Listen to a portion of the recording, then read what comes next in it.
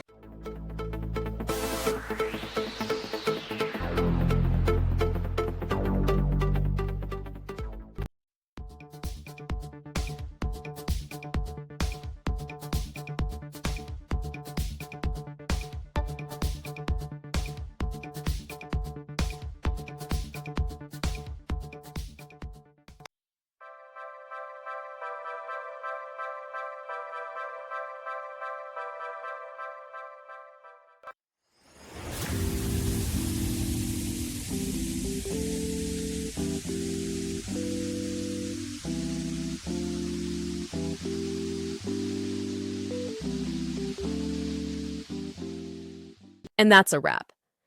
I hope you found the answer you were looking for. If you did, take a second to hit that subscribe button. It really helps out. And let me know in the comments which solution worked best for you. See you next time in the debug zone.